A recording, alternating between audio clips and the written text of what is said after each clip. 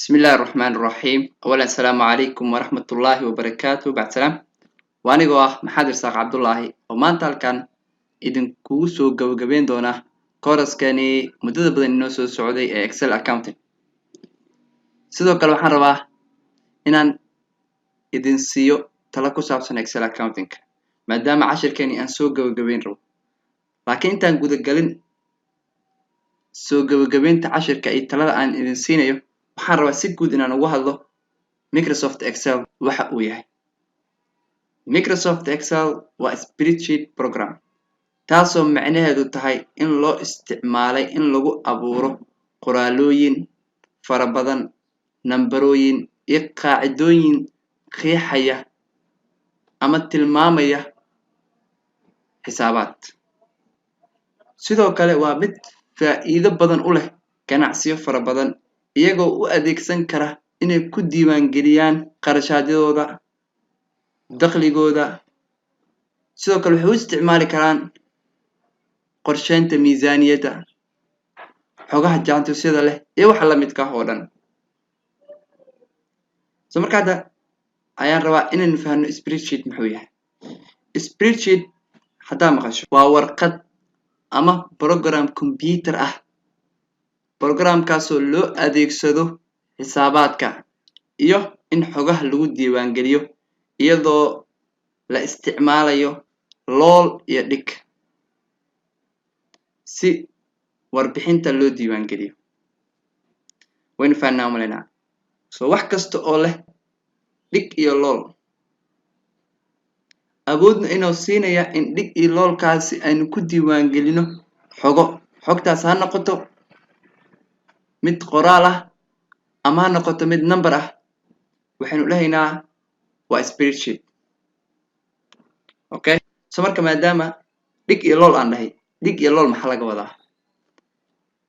Dhig waxaa la yiraahdaa column waxaa la yiraahdaa waa kuwan korkaan u jeedinaa meena a t so column a aad yiraahdaa kan afka Soomaaliga waxaa lagu yiraahdaa dhig so afka qalaadna waxaa lagu yiraahdaa column P, column C, column D. So dhan kala imaano waxaa yiraahdaa row 1, row 2. So wajidin amrana afka Soomaaliga waxaa lagu yiraahdaa loolka koowaad, loolka labaad, loolka saddexaad, loolka afraad. Okay, so waa isla fahanaa amrana waxa la yiraahdo column iyo row afka Soomaaliga lagu dhig iyo lool.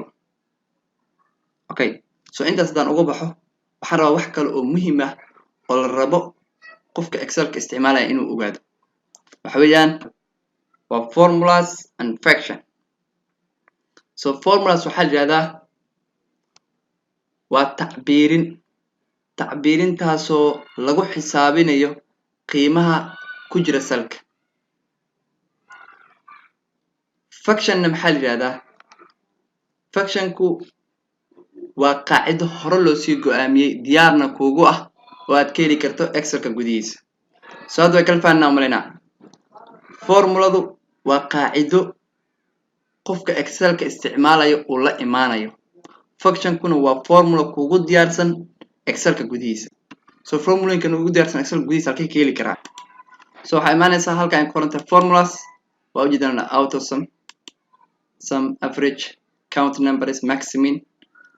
So formulooyinkan halkaani kuugu diyaarsan waxaa la yiraahdaa function. So more functions halkan kasii heli kartaa. So ujeedan soma okay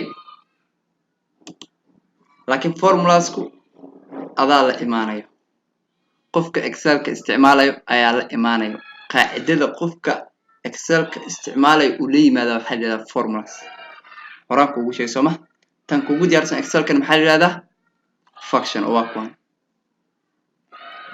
Okay, so sidoo kale waxaan rabaa inaan idin siiyo talo ku saabsan Excel ka.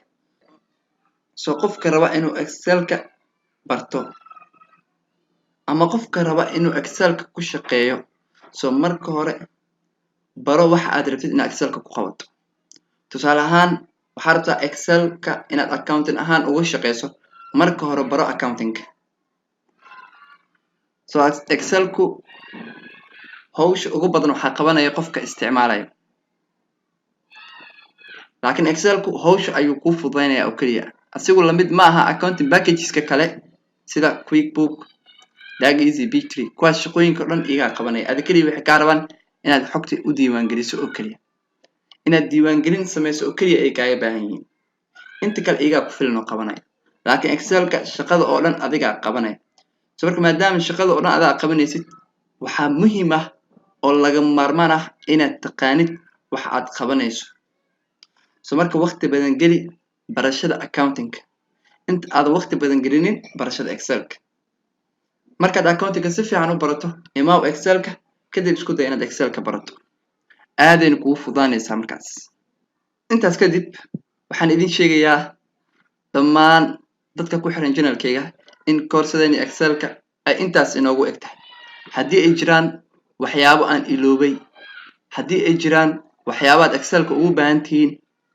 waad ii soo sheegi kartaan idinkoo igu soo diraya gmailkayga oo shaashada idinkaga muuqda ama qaybta commentiska insha Allah waxaan idinkaga soo sameyn doonaa video laakiin koorsadani si official ah intaas ay inoogu eg tahay sidoo kale waxaan idin ka codsanayaa inaad channelkan subscribe ay dhaadaan videogan aad share gareysaan oo aad gaarsiisaan dadka walaalihiina ay jecel inay bartaan excelka su'aada u mahadsantihiin waxaan idinkaga tegayaa sidaas iyo nabadgelyo